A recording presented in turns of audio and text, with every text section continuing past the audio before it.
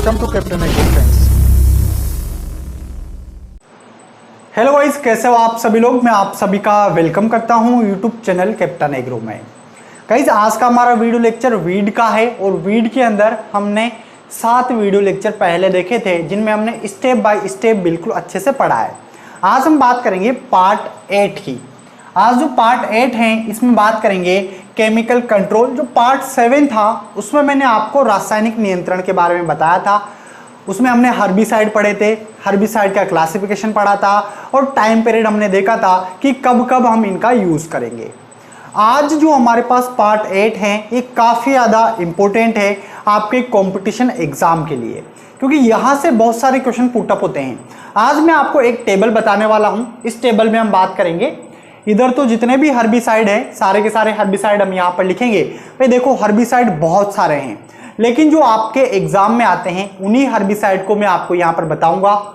उसके बाद हम बात करेंगे क्रॉप नेम, कि कौन से हर्बिसाइड का कौन सी फसल में यूज करेंगे।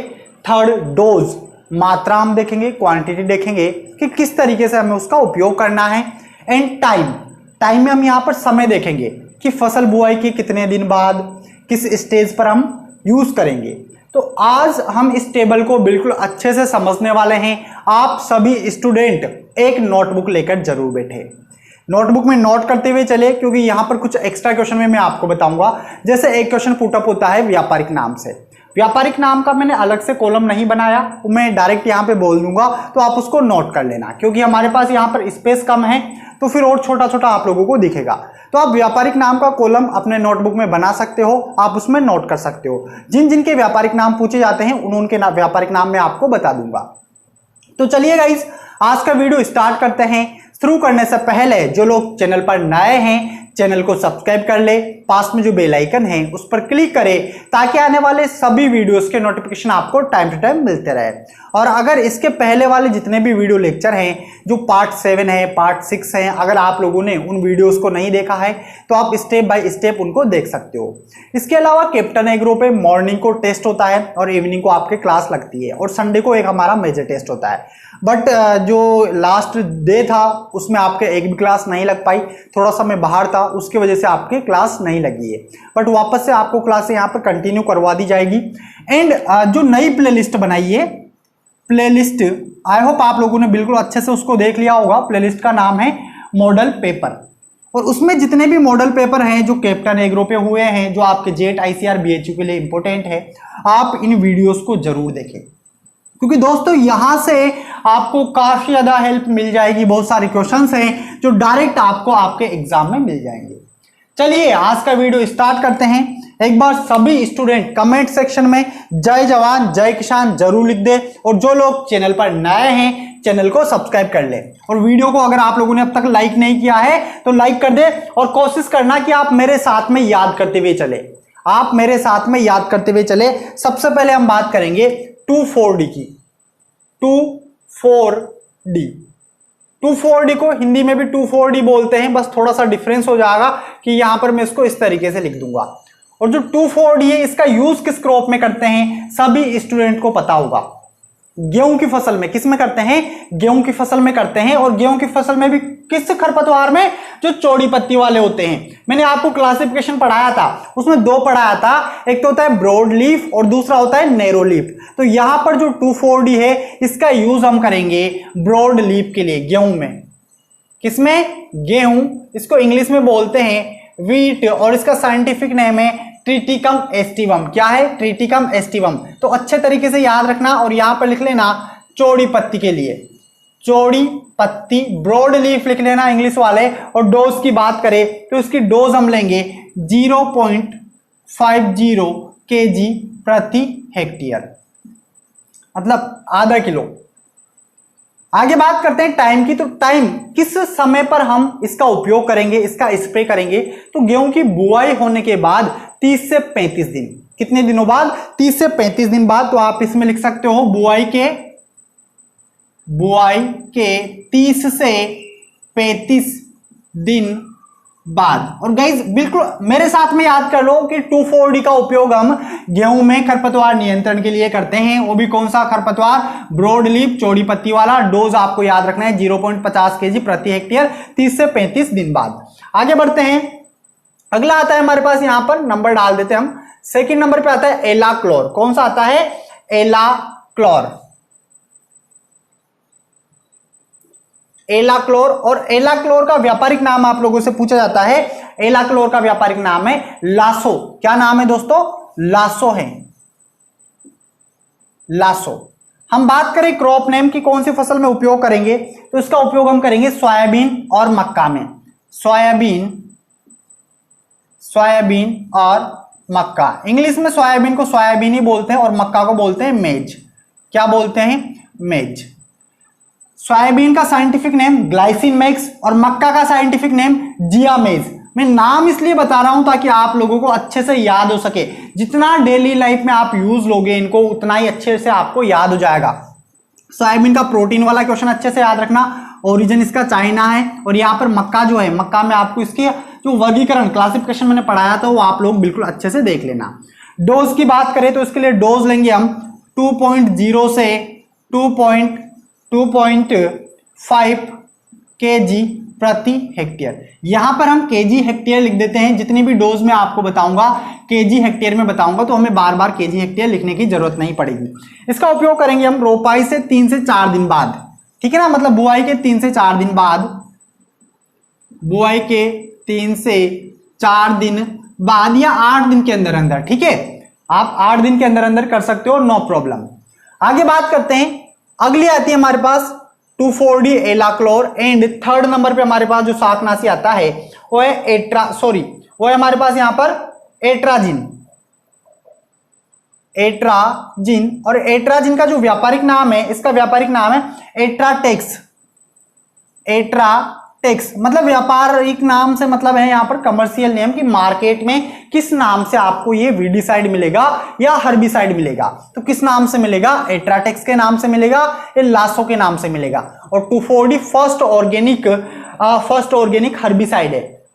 सबसे पहले तो एज अ हार्मोन, उसके बाद में एज अ हर्बिसाइड। 2,4-D का आई होप आप लोगों को पता होगा कि 20 ppm, अगर मैं 20 ppm से कम काम में लेता हूं तो ये हार्मोन के रूप में काम में करेगा पौधों में। बट अगर मैं 20 ppm से ज्यादा काम में लेता हूं तो एज अ हर्बिसाइड वर्क करेगा। ये डिफरेंस याद रखना, क्लियर है। और विश्व का सबसे पहला कार्बनिक शाकनाशी है एट्राजिन। और एट्राजिन का जो प्रयोग है वो हम करेंगे मक्का और गन्ना में। मेज, मक्का और गन्ना। अब मेज का मैंने अभी जस्ट आपको बताया जियामेज, और गन्ना क्या होता है? Sugar cane. इसको इंग्लिश में क्या बोलते हैं हम? Sugar cane. और सुगर केन का साइंटिफिक नेम क्या है? Saccharum officinarum. मेरे साथ बोलो एक बार, क्या हो जाएगा? Saccharum officinarum. और डोज की बात करें तो डोज लेंगे 0.50 kg प्रति हेक्टेयर। उपयोग की बात करें तो इसका उपयोग हम करेंगे अंकुरण पूर्व, अंकुरण से पहले, अंकुरण से पूर्व। अंकुरण से पूर्व मतलब है प्री जर्मिनेशन, प्री जर्मिनेशन। 3 हमने यहां पर देखे, 2,4-D alachlor, atrazine. And fourth number पे आता है ब्यूटाक्लोर। ब्यूटाक्लोर आप इनको नोटबुक में नोट करते हुए चलना क्योंकि स्पेस कम है, फिर मैं ऊपर का रफ कर दूंगा। और जो ब्यूटाक्लोर है इसका व्यापारिक नाम हर बार पूछा जाता है, स्टार लगा लेना, इसका व्यापारिक नाम है मचेटी। क्या नाम है दोस्तों? मचेटी। और इसका प्रयोग हम करते हैं राइस में। राइस क्या होता है? Oryza sativa. और जो डोज लेते हैं, डोज हम यहां पर लेंगे 1 से लेकर 1.5 kg प्रति हेक्टेयर। क्लियर है गाइस? हम बात करें उपयोग कब करेंगे तो इसका उपयोग हम करेंगे रोपाई से 3 से 4 दिन बाद, 3 से या 8 दिन के अंतराल में लिख लो आप। रोपाई के 3 से 7 दिन बाद, 7 दिन बाद हम इसका उपयोग करेंगे ब्यूटाक्लोर मचेटी वीड के लिए। ये क्या है? वीडिसाइड है। आगे बात करते हैं 5th नंबर की। और 5th नंबर पे हमारे पास आता है क्लोमाजोन। क्लोमाजोन। और क्लोमाजोन जो है, क्लोमाजोन और क्लोमोजोन का उपयोग हम करते हैं सोयाबीन में। सोयाबीन क्या होता है भाई, ग्लाइसिन मैक्स होता है। क्या होता है सोयाबीन, ग्लाइसिन मैक्स होता है। और इसकी डोज हम लेंगे ये सेम, ठीक है, 1 से लेकर 1.5 kg प्रति हेक्टेयर। और जो इसका उपयोग है वो भी हमारे पास सेम हो जाएगा। यहां पर क्लोमाजोन, इसका उपयोग हो जाएगा अंकुरण पूर्व। आपको इसका याद रखना है, एट्राजिन और क्लोमाजोन प्री जर्मिनेशन है, अंकुरण पूर्व। अंकुरण पूर्व देखो, पहली बार देखोगे तो थोड़ा सा आपको टफ लगेगा कि सर ये नाम है, फिर इसके बाद में फसलें याद करनी है, फिर डोज याद करनी है, फिर टाइम पीरियड याद करना है। इस टेबल को अच्छे तरीके से 3-4 बार अपनी नोटबुक में बना लेना, आप लोगों को ऑटोमेटिक याद हो जाएगा। या फिर आप एक चार्ट ले सकते हो बड़ा, उस चार्ट में आप बना सकते हो 4 कॉलम, और जहां पर भी आप स्टडी करते हो वहां पर आप उस चार्ट को लगा सकते हो, ताकि आप लोगों को बिल्कुल अच्छे से याद हो। भाई देखो, याद कोई चीज हमें याद कब होती है, जब बार बार हम उसको प्रैक्टिस में लाते हैं। अगर आप बार बार प्रैक्टिस में लाओगे कि जो एलाक्लोर है, इसमें सोयाबीन, जो सोयाबीन में मक्का में काम में लेते हैं, एट्राजिन को मक्का गन्ना में काम में लेते हैं, तो आपको ऑटोमेटिक याद हो जाएगा। 2,4-D का भी आपको याद हो गया होगा, क्योंकि हमने कई बार पढ़ा है। गेहूं में चौड़ी पत्ती के लिए हम 2,4-D और सकरी पत्ती के लिए हम क्या लेते हैं, आइसोप्रोटीरोन। तो बार बार अगर आप इनको अपनी डेली लाइफ में यूज में लोगे, स्टूडेंट्स को बताओगे, अपने फ्रेंड को बताओगे, तो आपको और अच्छे तरीके से और लंबे समय तक आपको याद होगा। एक बार याद हो जाएगा फिर आप कभी भी नहीं भूलोगे। सोयाबीन में हमने यहां पर डोज देख ली, और इसका जो प्रयोग करेंगे वो प्रयोग करेंगे हम यहां पर क्लोमाजोन, और क्लोमाजोन का प्रयोग करेंगे अंकुरण पूर्व। हमने यहां पर लिख दिया। आगे हम बात करते हैं 6 नंबर, और जो 6 आता है हमारे पास वो आता है डायूरोन।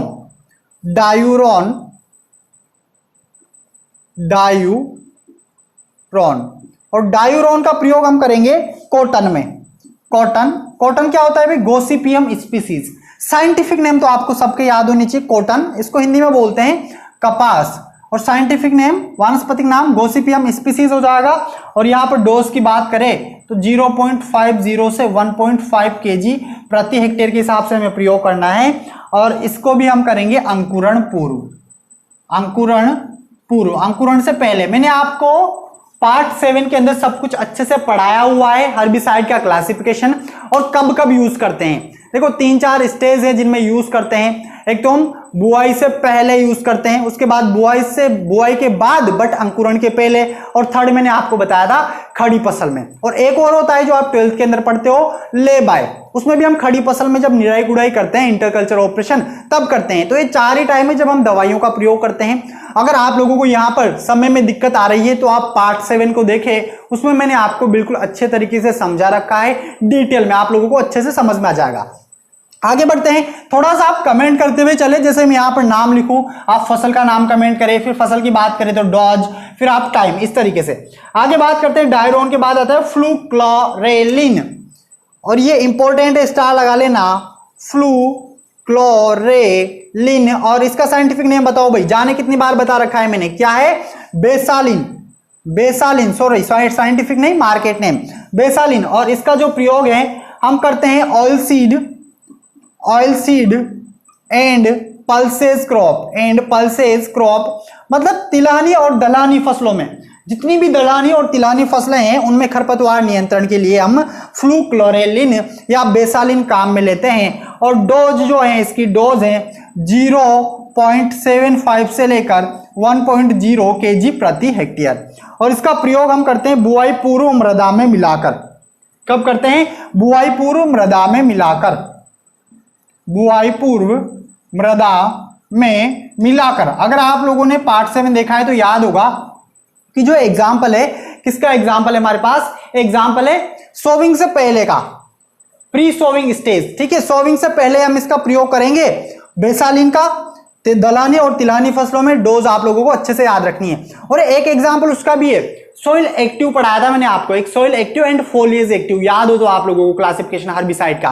तो हमारे पास सोइल एक्टिव भी है, क्योंकि इनका प्रयोग हम कब करते हैं, जब खेत की तैयारी बिल्कुल अच्छे से कर दी, जुताई वगैरह अच्छे से कर ली हमने, अब फसल की बुआई करेंगे उसके 2-3 दिन पहले हम इनका उपयोग करते हैं। उनको हम सोइल एक्टिव हर्बिसाइड बोलते हैं। तो ये सोइल एक्टिव हर्बिसाइड का भी एग्जाम्पल है। आगे बढ़ते हैं, आगे बात करते हैं। अगला आता है ग्लाइफोसेट, और आप लोगों को ग्लाइफोसेट बिल्कुल अच्छे से याद होगा भाई, ग्लाइफोसेट ग्लाइफोसेट जो है, ग्लाइफोसेट इसका व्यापारिक नाम भी आप लोग याद रखना, राउंड अप, राउंड अप। और ग्लाइफोसेट आप सबको पता होगा कि हम इसका उपयोग फसलों में नहीं करते, नॉन एग्रीकल्चर एरिया में करते हैं। मतलब जहां पर हमें बिल्कुल जड़ से सब कुछ, जितनी भी वनस्पति है ना, सबको खत्म कर देता है ग्लाइफोसेट। मेड़ वगैरह पे हम इसका प्रयोग करते हैं, जो मेड़ है उस पे घास उगी रहती है बहुत सारी, आप एक बार स्प्रे कर दोगे ना, ये नहीं देखेगा कि ये चौड़ी पत्ती है, सकड़ी पत्ती है, फसल है, क्या है, जो भी इसके सामने आएगा सबको किल कर देगा। ये ग्लाइफोसेट अच्छे से याद रखना है। इसका यूज नॉन एग्रीकल्चर एरिया या नॉन एग्रीकल्चर लैंड या फिर वेजिटेटिव जो भी पार्ट होगा ना, सबको नष्ट कर देगा। तो आप सीधा सा एक वर्ड लिख लो, नॉन एग्रीकल्चर एरिया में। कहां पर? Non agriculture, non agriculture area. इसमें हम क्या करेंगे, इसका प्रयोग करेंगे। और जो डोज है, डोज, वो डोज लेंगे हम इसका सॉल्यूशन बना के, ठीक है ना, 0.3% का क्या बनाएंगे, सॉल्यूशन बनाएंगे। क्या बनाएंगे? सॉल्यूशन। और स्प्रे कर देंगे। अब जो इसका स्प्रे है ग्लाइफोसेट का, हम अंकुरण पूर्व भी कर सकते हैं और अंकुरण उपरांत भी कर सकते हैं। तो जब खरपतवार उग जाएगा उससे पहले भी कर सकते हैं और खरपतवार उगने के बाद भी कर सकते हैं। तो बिल्कुल अच्छे से आप इसमें याद रखना। आगे बढ़ते हैं। अगला आता है 9 नंबर पे हमारे पास ग्लाइफोसेट के बाद इमेजिथापिर। और ये इंपॉर्टेंट है, इमेजिथापिर वाला क्वेश्चन पहले पूछा गया है। इमेजिथापिर की, इमेजिथापिर का प्रयोग किस में करते हैं? तो इमेजिथापिर का प्रयोग हम करते हैं सोयाबीन के अंदर। किस में करते हैं? सोयाबीन में। और ये मोस्ट मोस्ट मोस्ट इंपॉर्टेंट है इमेजिथापिर। सोयाबीन, मूंगफली, उड़द, मूंग लिखना है इसमें। सोयाबीन, सोयाबीन साइंटिफिक नेम बोलते हुए चलना, ग्लाइसिन मैक्स।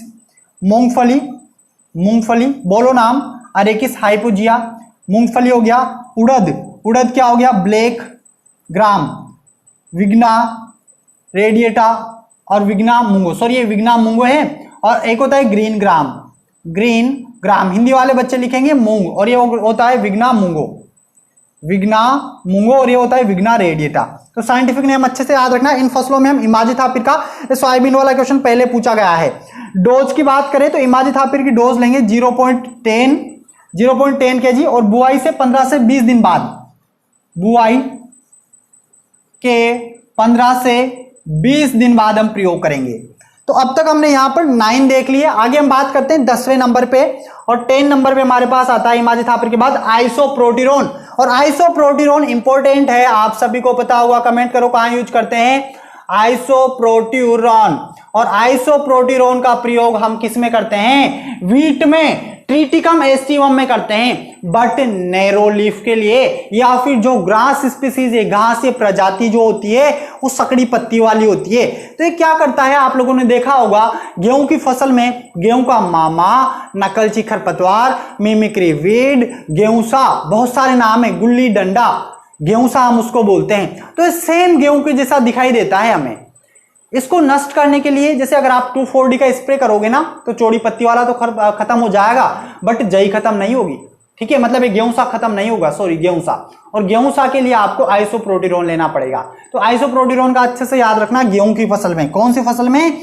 गेहूं में। और कोष्टक में लिख लेना सकरी पत्ती, नैरो लीफ लिखना है इंग्लिश वाले, सकरी पत्ती। और डोज की अगर हम बात करें तो डोज लेंगे 0.75 से लेकर 1 kg प्रति हेक्टेयर। और इसका जो प्रयोग करेंगे आइसोप्रोटीरोन का, वो बुआई से 30 से 35 दिन बाद, जब हम 2,4-D का करेंगे 30 से 35 दिन बाद। तो गाइस यहां पर पूरे के पूरे 10 हर्बिसाइड के नेम लिखे मैंने यहां पर। इसमें हमने बात की क्रॉप नेम की, डोज हमने देखी, और यहां पर हमने देखा टाइम।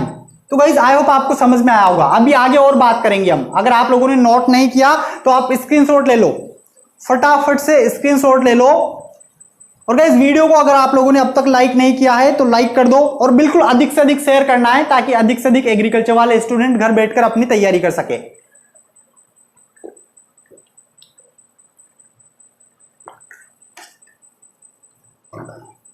ले लिया स्क्रीनशॉट, आगे बढ़ते हैं। अब मैं इसको रफ कर देता हूं। अब हम बात करेंगे 11 नंबर पे, आप लिख सकते हो, लास्ट हमने आइसोप्रोटीरोन लिखा, मेटालाक्लोर। मेटालाक्लोर डालो 11 नंबर पे, मेटालाक्लोर। और कमेंट करो कि मेटालाक्लोर का यूज हम कौन सी फसल में करते हैं, डोज कितनी लेते हैं और टाइम क्या है। कमेंट करो गाइस जल्दी से जल्दी। मेटालाक्लोर डोज बतानी है, क्रॉप बताना है और आपको टाइम बताना है। जल्दी कमेंट करें सभी स्टूडेंट और वीडियो को लाइक और अधिक से अधिक शेयर करते रहे भाई। आपको कंटिन्यू यहां पर वापस से जो है एक दिन का हॉलीडे आपका था कि आपके वेडनेसडे को ना तो मॉर्निंग को क्लास लगी ना इवनिंग को लगी, बट वापस आपको कंटिन्यू कर दी जाएगी। मेटालाक्लोर इंपॉर्टेंट है, मेटालाक्लोर। और मेटालाक्लोर जो है इसका व्यापारिक नाम आपसे पूछा जाता है ड्यून। ड्यून इसका व्यापारिक नाम है और इसका यूज हम करते हैं दलहन और तिलहन में, ऑयलसीड एंड पल्सेस क्रॉप में। तो आप यहां पे लिख सकते हो तिलहन व दलहन फसलों में, तिलहन व दलहन फसलों में। और डोज की बात करें तो डोज हम लेते हैं 0.75 से लेकर 1.0 kg प्रति हेक्टेयर। टाइम की बात करें तो अंकुरण पूर्व हमें इसका प्रयोग करना है। ये प्री इमरजेंस है, प्री जर्मिनेशन, ठीक है ना, जर्मिनेशन से पहले अंकुरण पूर्व हम इसका प्रयोग करेंगे। आगे बात करते हैं, अगला आता है मेट्रीब्यूजिन। 12 नंबर पे आता है मेट्रीब्यूजिन। और मेट्रीब्यूजिन का प्रयोग हम करते हैं सोयाबीन और टमाटर में। किसमें करते हैं दोस्तों? सोयाबीन व टमाटर में। ये आपके 12th क्लास का चैप्टर नंबर 4 भी है जो आपका 3 मार्क्स का है। कितने मार्क्स का है? 3 मार्क्स का। तो 12th वाले स्टूडेंट भी बिल्कुल अच्छे से देखते हुए चले और अच्छे तरीके से समझते हुए चले। डोज की बात कर लेते हैं तो डोज है इसकी 0.25 से लेकर 0.30 kg प्रति हेक्टेयर के हिसाब से। और टाइम की हम बात करें तो टाइम है इसका हमारे पास यहाँ पर अंकुरण पूर्व भी करते हैं और बुआई से 15 से 20 दिन बाद भी कर सकते हैं। इसको हम एक तो अंकुरण पूर्व काम में ले सकते हैं, अंकुरण पूर्व, और बुआई के 15 से 20 दिन बाद, डेज आफ्टर सोविंग, DAS आप लिख सकते हो शॉर्ट में। इस तरीके से हम इसको यूज कर सकते हैं। 13 नंबर पे हमारे पास आता है मेटासल्फ्यूरोन। और मेटासल्फ्यूरोन का आप सबको पता होगा, मेटासल्फ्यूरोन। जो मेटासल्फ्यूरोन है, देखो गेहूं में काफी समय से 2,4-D का उपयोग कर रहे हैं। किसका उपयोग कर रहे हैं? 2,4-D का। और 2,4-D के प्रति क्या है, जो गेहूं है या फिर जो गेहूं की फसल है उसके प्रति एक तरीके से संवेदनशील हो गया, मतलब अब उसका असर उस पर नहीं होता है। तो आजकल 2,4-D की जगह पे मेटासल्फ्यूरोन काम में लिया जाने लगा है और उसकी डोज भी कम है और अच्छे तरीके से वर्क करता है। तो इसका यूज हम करते हैं गेहूं में। किस में करते हैं? वीट, ट्रिटिकम एस्टिवम में करते हैं। और वो चौड़ी पत्ती वाले के लिए। किसके लिए? चौड़ी पत्ती वाले, ब्रॉड लीफ के लिए। डोज की हम बात करें तो इसकी डोज हम यहां पर लेते हैं, बहुत कम डोज हम इसकी लेते हैं, 0.002 से 0.004 kg प्रति हेक्टेयर के हिसाब से। टाइम हमारे पास वही रहेगा जो हमने 2,4-D में किया था, बुआई के 30 से 35 दिन बाद। CRI अवस्था भी याद रखना, 21 दिन की होती है गेहूं में, क्रांतिक अवस्था। शीर्ष जड़ फूटान क्या बोलते हैं? शीर्ष जड़ फूटान बोलते हैं। तो उसके बाद में 30 से 35 दिन बाद, जब खरपतवार के 2 से 3 पत्तियां निकल जाए। क्लियर है? आगे बढ़ते हैं। मेटासल्फ्यूरोन हो गया हमारे पास। अगला आता है ऑक्सीफ्लूरफेन। 14 नंबर पे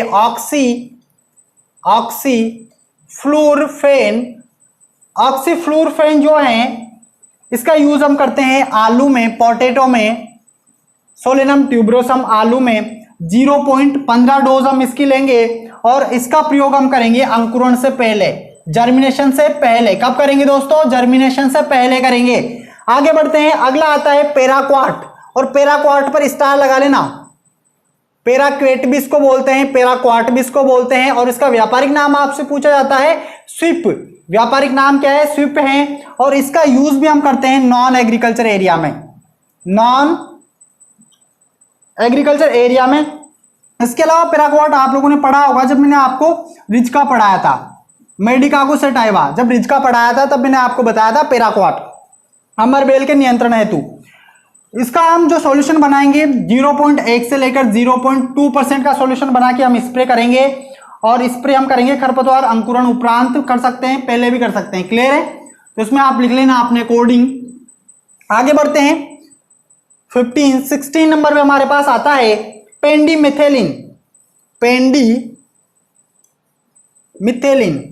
और पेंडिमिथेलिन भी एक इंपॉर्टेंट शाकनाशी है। इसका व्यापारिक नाम है स्टाम्प। या स्टॉम्प, स्टॉम्प इसका क्या हो गया, व्यापारिक नाम हो गया। और दलहन तिलहन मसाला, दलहन प्लस तिलहन मसाला और कपास, इन फसलों में हम पेंडिमिथालिन स्टाम्प का प्रयोग करते हैं और इसमें हम डोज लेते हैं 0.75 से 10 kg प्रति हेक्टेयर। आपके मतलब आप सोच रहे होंगे कि सर आपने दलहन तिलहन में और भी बताए हैं, बट कोई तो है बुआई पहले, कोई बुआई के बाद में, कोई स्टैंडिंग क्रॉप में, इस तरीके से आप इस पीछे वाली चीज पे नोटिस करना। तो अगर क्वेश्चन दे दिया जाए कि दलहन तिलहन में अगर हमें अंकुरण से पूर्व किसका प्रयोग करेंगे, तो ऑप्शन में पेंडिमिथालिन है तो आप पेंडिमिथालिन लगाओगे। इसका प्रयोग हम अंकुरण से पहले करते हैं। कब करते हैं, अंकुरण से पहले। भाई बहुत सारे स्टूडेंट को इसमें दिक्कत आ रही होगी टाइम पीरियड में, तो आप पार्ट 7 जरूर देखना दोस्तों। पार्ट 7 अगर आप लोगों ने नहीं देखा है तो आपको दिक्कत आ रही होगी, आप पार्ट 7 जरूर देखें, आपके सारे डाउट क्लियर हो जाएंगे। आगे बढ़ते हैं, अगला आता है सल्फो सल्फ्यूरोन, और इस पर भी स्टार लगा लेना इंपॉर्टेंट है। सल्फो सल्फ्यूरोन, सल्फो सल्फ्यूरोन आप लोगों को अभी जस्ट मैंने बताया था कि 2,4-D की जगह पे, 2,4-D की जगह पे हम क्या काम में ले रहे हैं, मेटासल्फ्यूरोन काम में ले रहे हैं चौड़ी पत्ती के लिए। ऐसे ही यहां पर गेहूं की फसल में सकड़ी पत्ती में आइसोप्रोटीरोन की जगह पे हम क्या काम में ले सकते हैं, सल्फो सल्फ्यूरोन काम में ले सकते हैं, जिन क्षेत्रों में संवेदनशील हो चुका है, सहनशील हो चुका है। तो सल्फो सल्फ्यूरोन काम में लेंगे, और ये लेंगे हम काम में किसमें, वीट में। वीट में सकड़ी पत्ती के लिए या घासी प्रजाति के लिए डोज की बात करें तो 0.025 से लेकर 0.030। भाई देखो जो दोनों नई दवाइयां हैं, एक तो सल्फ्यूरोन और मेटासल्फ्यूरोन, इनकी दोनों की डोज कम है 2,4-D और आइसोप्रोटीरोन की अपेक्षा। और इसका प्रयोग भी हम बुआई से 30 से 35 दिन बाद, बुआई के 30 से 35 दिन बाद हम इसका प्रयोग करेंगे। तो गाइस यहां पर बहुत सारे जितने भी मैंने नाम बताए, इनमें से करीबन इससे भी ज्यादा, यहां तो हमने 17 देखे हैं, 27 दवाइयों को बैन कर दिया गया है भारत सरकार के द्वारा। उनका अलग से वीडियो बना दिया जाएगा कि कौन कौन सी दवाइयां हैं जिनको बैन किया गया है। आज के वीडियो लेक्चर में मैंने आप लोगों को यहां पर हर्बिसाइड जो है, जहां से आपके क्वेश्चंस काफी ज्यादा पुटअप होते हैं, उस टेबल के बारे में मैंने आपको बता दिया, बिल्कुल अच्छे से समझा दिया। अगर आपको कोई भी डाउट है तो आप मुझे कमेंट कर सकते हैं, कुछ भी अगर कोई भी प्रॉब्लम आ रही है किसी भी टॉपिक में कमेंट कर सकते हैं, आंसर आप लोगों के लिए दिया जाएगा। और गाइस यहां पर जैसे मैंने बताया आपको, एक तो herbicide, crop name, dose, time, तो इसमें आप थोड़ा सा देखना, ये अंकुरण पूर्व, बुआई के बाद, इस टॉपिक को अच्छे से डीपली देखना, क्योंकि क्वेश्चन आपका यहीं से पुटअप होता है कि बुआई पूर्व कौन है। यार आइसक्रीम बेचने वाला आ गया अभी। तो आप लोगों को थोड़ा सा इस चीज को फोकस करना है कि प्री इमरजेंस किसको काम में लेंगे, पोस्ट इमरजेंस कौन सा काम में लेना है, क्योंकि ये काफी ज्यादा इंपॉर्टेंट है। आवाज आ रही होगी यार, वो बाहर बजा रहा है टन टन टन टन टन टन टन टन, आइसक्रीम ले लो। तो यहां पर थोड़ा सा फोकस करना आप इस टेबल पे। आपको ये वीडियो कैसा लगा आप मुझे कमेंट करके जरूर बताएं। और गाइस जो मेरा दूसरा चैनल है लव प्रकाश गोम में, आप उसको सब्सक्राइब जरूर करें, लिंक आपको नीचे डिस्क्रिप्शन में मिल जाएगा। इसके अलावा मैं बात करूं 12th लेवल पे, तो इसमें मैंने जैसे पार्ट 8 मैंने बोला था आप लोगों से कि इसको 8 लेक्चर के अंदर हम कंप्लीट करेंगे, बट ये कंप्लीट नहीं हो पाया है, क्योंकि इसमें थोड़ा सा टॉपिक जो है, एक तो टॉपिक आपके बच रहा है biological weed control. Biological weed control में भी हम 2 पढ़ेंगे, तो ये टॉपिक है। इसके अलावा आपके पास बच रहे हैं कि जो ये शाकनाशी है, इनके क्या लाभ हैं और क्या सावधानियां, लिमिटेशंस। तो ये हमारा एक वीडियो लेक्चर में कंप्लीट हो जाएगा। मतलब टोटल इसके 9 पार्ट होंगे। इसके टोटल कितने होंगे, 9। मैंने आपको स्टार्टिंग में 8 बोला था, थोड़ा सा एक ज्यादा बढ़ गया, हो सकता है हमने कोई क्लास कम ली हो, तो आपको करवा दिया जाएगा कंप्लीट। इसमें आपका वीड वाला जो चैप्टर है बिल्कुल कंप्लीट है, आपका क्वेश्चन इन वीडियोस के बाहर नहीं जाने वाला। गाइस आप मेरे इंस्टाग्राम पेज और जो दूसरा चैनल है सब्सक्राइब जरूर करें, लिंक नीचे डिस्क्रिप्शन में दे रखा है। गाइस आप कमेंट करके जरूर बताएं वीडियो कैसा लगा। हम मिलते हैं नेक्स्ट वीडियो में, तब तक के लिए नमस्कार, जय जवान जय किसान, जय हिंद फ्रेंड।